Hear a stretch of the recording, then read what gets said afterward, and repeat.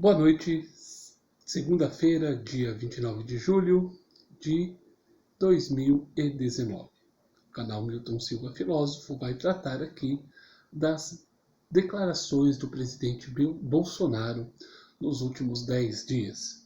E vou utilizar aqui para fazer os comentários sobre o fato do texto publicado pelo jornal Folha de São Paulo no dia de hoje, às 17 horas e 10 minutos. E o título da notícia é o seguinte: em 10 dias, declarações de Bolsonaro. Tem preconceito, dados falsos e sarcasmo. E aí vai apontando ao longo da reportagem as palavras indevidas e as falas preconceituosas do nosso querido presidente, ou do querido daqueles que o elegeram. Entre os alvos do presidente, segundo a matéria, estão os jornalistas Miriam Leitão e Greenwald, os governadores nordestinos e o Instituto Nacional de Pesquisas Espaciais, o INEP. Hoje, o nosso ilustríssimo presidente de sabedoria única utilizou de forma irônica com o desaparecimento de Fernando Augusto Santa Cruz de Oliveira, durante o período da ditadura militar. O Fernando em questão é pai de Felipe Santa Cruz, que é presidente da Ordem dos Advogados do Brasil. Seguindo aqui a reportagem, tá? Quando ele fala da Miriam Leitão, ela estava indo para a guerrilha do Araguaia, quando foi presa, em Vitória. E depois, Miriam Leitão conta um drama todo, mentiroso, que teria sido torturada, sofreu abuso, etc. Mentira, mentira.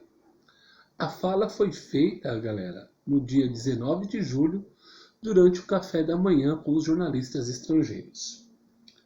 Segundo a história, segundo os relatos, tá? A Miriam Leitão foi presa, espancada, torturada e ameaçada de estupro no ano de 1973 em Vitória. Na época, a jornalista tinha apenas 19 anos e estava grávida. Ela ficou 3 meses em detenção.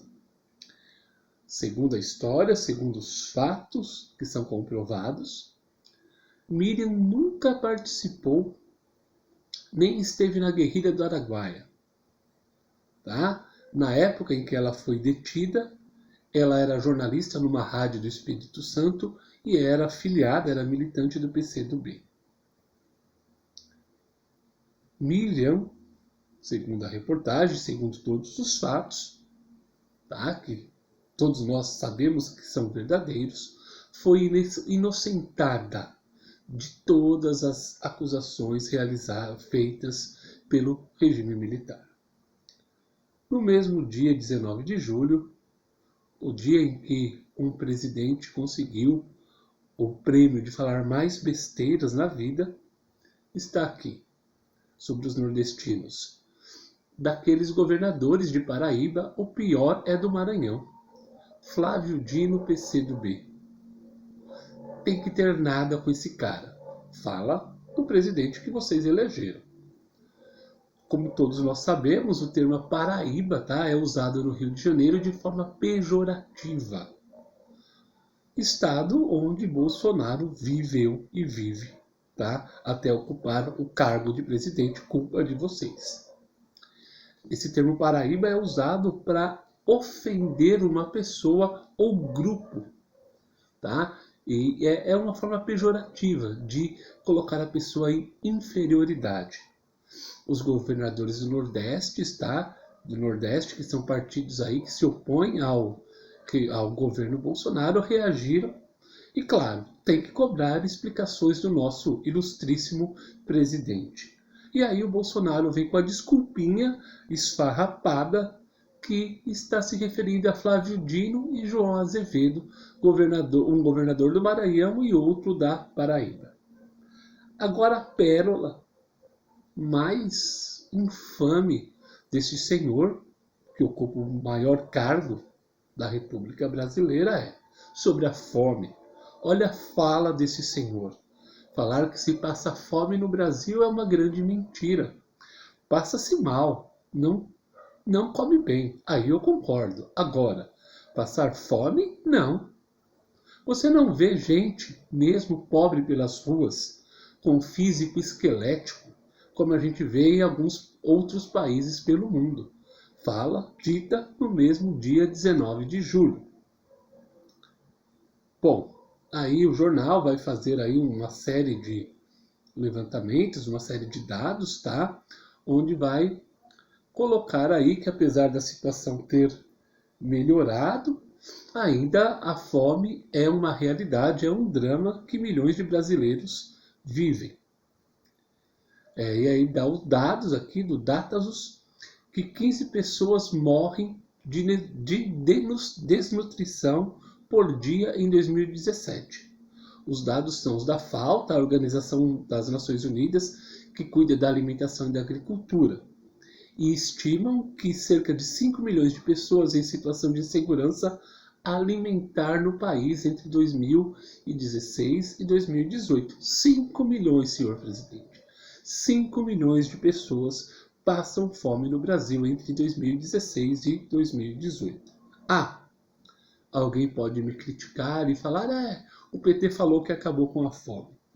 Meus alunos devem se lembrar que quando eu dizia que o presidente Lula e o PT afirmavam que 30 milhões de pessoas saíram da situação de extrema pobreza no Brasil, eu dizia a eles o seguinte, que esse dado é baseado por um determinado valor aí do Banco Mundial, e que se você ultrapassa esse valor, você não está mais no estado de extrema miséria. Ou seja, se você ter uma renda mensal de 4, 5 reais a mais por membro de família, você sai da extrema pobreza. Eu dizia isso já nessa época, tá? Então, 2017, 15 pessoas morreram de fome por dia por conta da desnutrição. Então, a fala aí do nosso ilustríssimo presidente e grande conhecedor da realidade do Brasil mostra que ele não sabe muito disso, tá? O Ministério da Cidadania mostra que, em 2016, 427.551 crianças com menos de 5 anos, atendidas pelo Bolsa Família, tinham algum grau de desnutrição, segundo aqui a reportagem levantada pela Folha, tá? Isso é medido de acordo com o déficit de peso, idade ou altura por idade. Então, o nosso presidente está equivocado. Outro equívoco no mesmo dia 19 de julho. Aí esse também é algo absurdo, tá? O nosso querido presidente afirma que, sobre os dados do INEP e a questão aí do desmatamento, meus amigos ambientalistas vão ter um infarte, né? Ou tiveram um infarte quando leram isso, a fala do nosso presidente. Todas as falas que eu disse aqui são falas do presidente, todas com aspas, tá? Abre aspas para o grande intelectual, entendedor aí das questões ambientais Jair Bolsonaro. Com toda a devastação que vocês nos acusam de estar fazendo, de ter feito no passado, a Amazônia já teria sido extinguida. Isso acontece com muitas revelações, como a de agora. Inclusive, já mandei ver quem está à frente do INEP, Instituto Nacional de Pesquisas Espaciais, para que venham explicar em Brasília esses dados que foram enviados à imprensa. Nosso sentimento é que isso não coincide com a verdade, e parece até que o presidente do INEP está a serviço de uma ONG. Deve ser uma ONG comunista. Deve ser uma ONG vegana, que não quer que os animais sejam mortos, né? Ou veganos, né? Ou ambientalistas. Vocês são o mal do mundo. Não tem nada aí de aquecimento global, não tem nada de derretimento das geleiras, de desmatamento, enfim, não tem nada. A cabeça do nosso presidente afirma que isso não tem. O Bolsonaro, tá, segundo a matéria, está se referindo à notícia de que o monitoramento que o INEP está constatando demonstra um aumento de 57% do desmatamento na Amazônia entre maio e junho.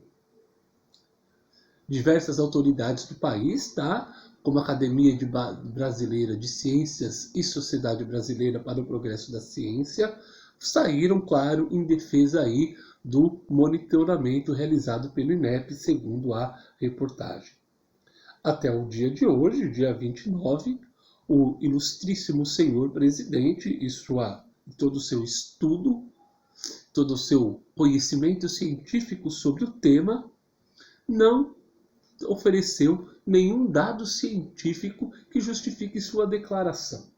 Então basta você pesquisar aí os jornais e vocês vão ver que isso é um fato super importante que tem acontecido.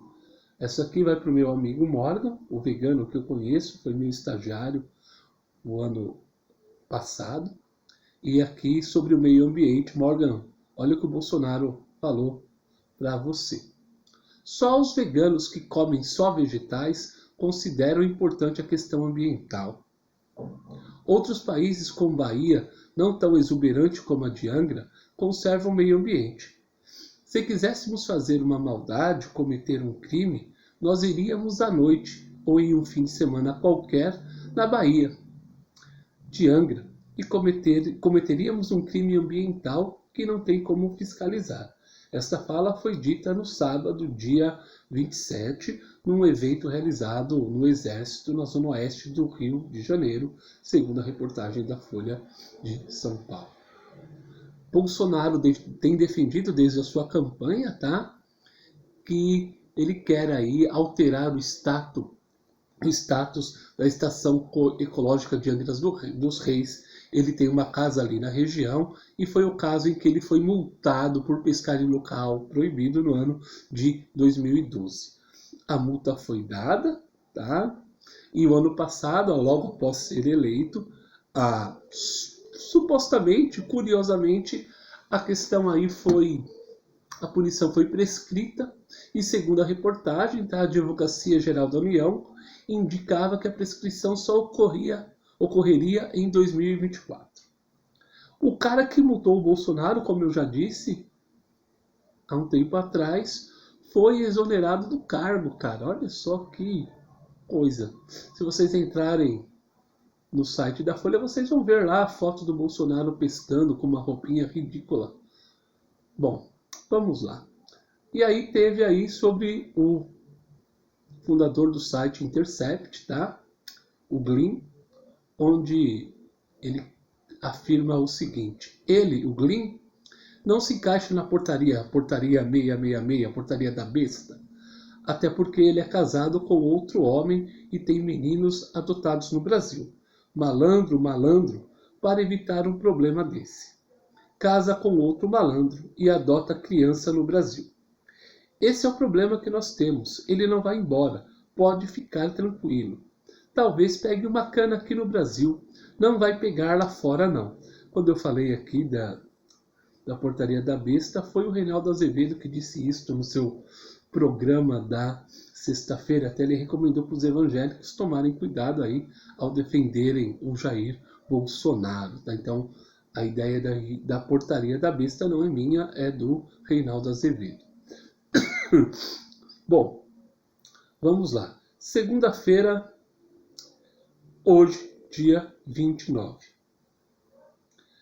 O Bolsonaro vai falar aí mais uma vez do nosso amigo Glynn. Estou achando que, no meu entender, ele cometeu um crime, porque em outro país ele estaria numa outra situação.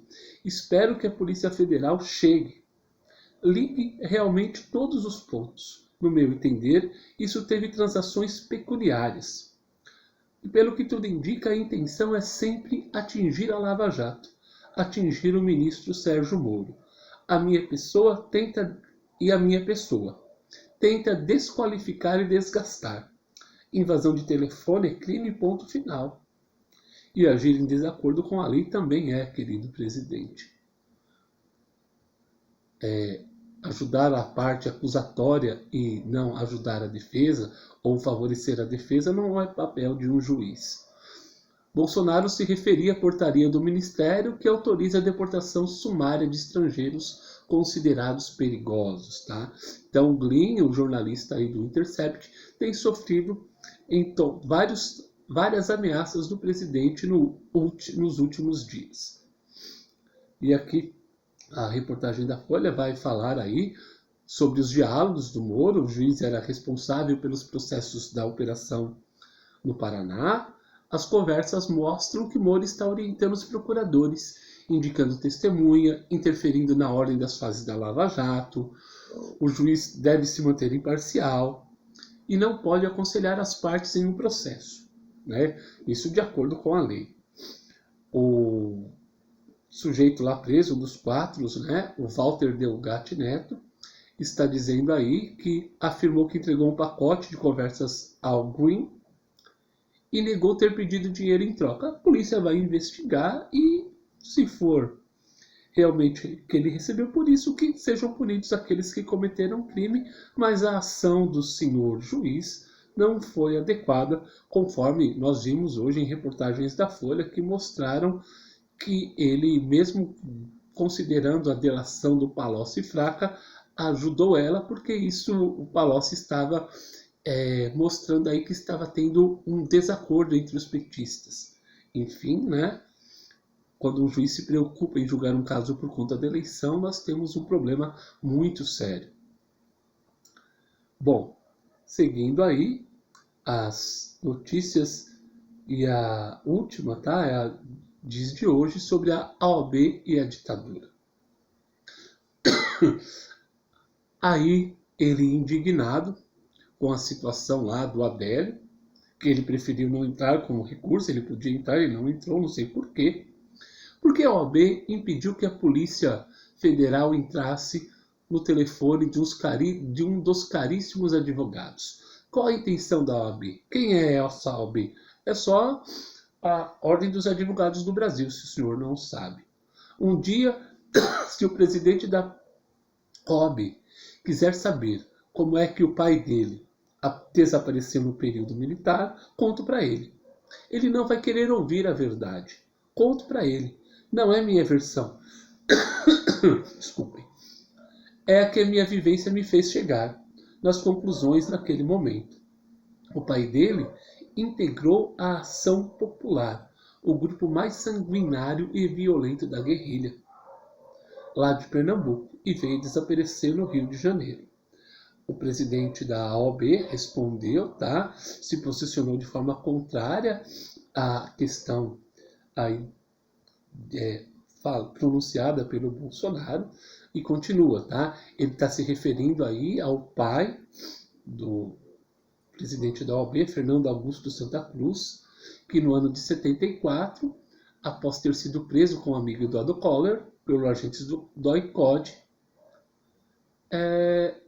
foi encontrado morto. O Fernando era estudante de Direito, trabalhava no Departamento de Águas e Energia Elétrica em São Paulo, integrante da Ação Popular, era um grupo marxista que era ligado à Juventude Católica na época, tá? Felipe tinha 2 anos quando o pai desapareceu. No relatório da Comissão da Verdade, responsável por investigar os casos de mortos e desaparecidos na ditadura, não há registros que ele participou da luta armada. E é um órgão sério e respeitado, tá? O documento aí da Comissão Nacional da Verdade ressalta que à época do desaparecimento ele tinha emprego e endereço fixo e, portanto, não estava clandestino ou foragido dos órgãos de segurança. A Comissão da Verdade levantou 2 hipóteses para o caso do pai, atual presidente da OAB. A primeira é de que, depois de preso no Rio, ele tenha sido levado para o DOI-CODE, em São Paulo, e seu corpo tenha sido sepultado como indigente no cemitério Dom Bosco, em Perus. Outra possibilidade é que Fernando e seu amigo foram encaminhados para a chamada Casa da Morte em Petrópolis, e seus corpos levados posteriormente para incineração em uma usina de açúcar. O senhor presidente, ainda não cansado de falar besteiras, disse que não queria ferir os sentimentos de Felipe Santa Cruz e sugeriu que a esquerda teria sido responsável pela morte de seu pai. Não há nenhum indício que isso teria acontecido. Ele fez essa fala enquanto cortava o seu maravilhoso cabelo. Então, o nosso presidente, nos últimos dias, cometeu inúmeras barbaridades, inúmeros casos que devem ser condenados, casos de falta de decoro. O deputado Ivan Valente colocou aí uma ação fazendo uma acusação pedindo o impeachment do presidente por quebra de decoro. Vamos esperar para ver o que acontece. Um abraço a vocês e até mais.